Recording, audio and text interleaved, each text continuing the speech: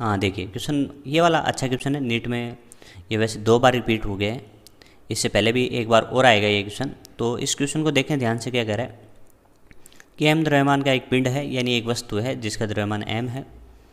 Are note त्रिज्या के पथ में किसी चिकने क्षैतिज समतल के ऊपर वी नोट, ये वी नोट वेग से गति कर रहा है।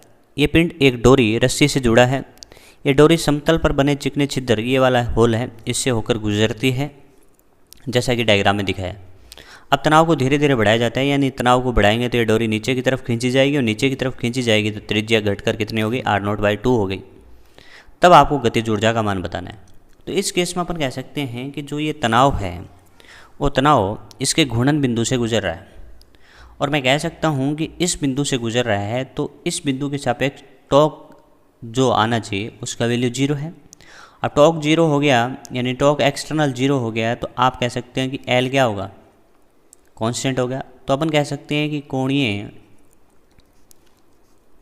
संवेग संरक्षण से, तुम कह सकते हो कोणीय संवेग संरक्षण से। अब देखिए इस केस में कोणीय संवेग संरक्षण है तो L initial equals to L final होगा।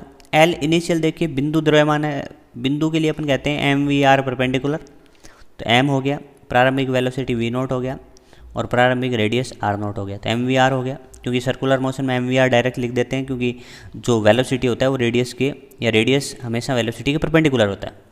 बाद में द्रव्यमान वही रहेगा, स्पीड तो फाइंड करनी है, but radius R naught by 2 हो गया।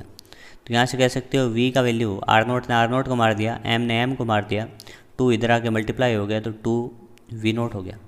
तो इस तरीके से कह सकते हो जो चाल है वो क्या होगी, 2 गुनी हो गई। कितनी होगी, 2 गुनी।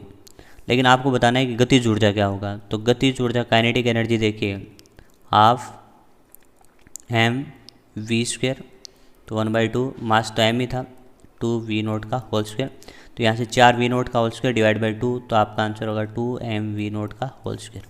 तो ये मेरा आंसर होगा, यानी ऑप्शन नंबर 3 अपना करेक्ट आंसर होगा।